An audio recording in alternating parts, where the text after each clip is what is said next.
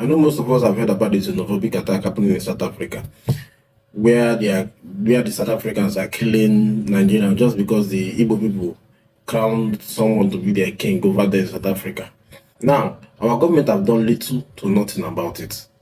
Akpabio came out sometime this week and said they cannot do anything to South African companies that are in Nigeria because our economy needs South African companies to thrive. Now let's talk about the trade war that is happening between the China and the US. I want you to understand where I'm coming from on this matter.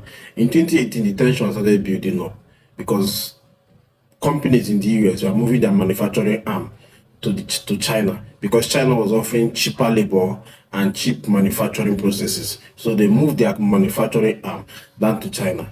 The US started accusing them of stealing their technology, copying American technology. So when Trump became president, he started slamming them with huge tariffs, sometimes 100% tariffs on China imported goods into the US. Now, the US being the biggest economy in the world, second to China, China retaliated. They began to slam them with tariffs too. Now, these two countries need each other to survive.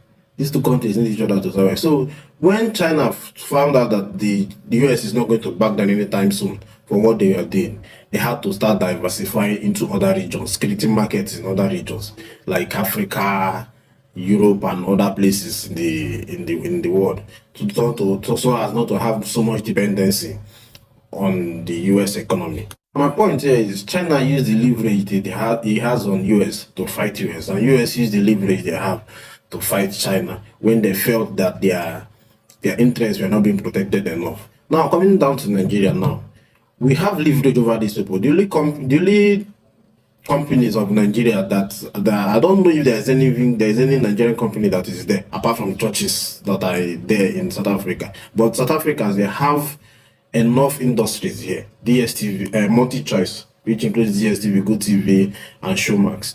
We also have MTN over here, but over there, I think it's just churches that are there. I even heard one of South African pastors. I saw in one of the South African pastors was saying that they should chase up the Nigerians away, that Nigerians are there stealing his members. So that's the issue. That's the issue at hand. You telling us that you cannot do anything to them because we need them in our economy to thrive.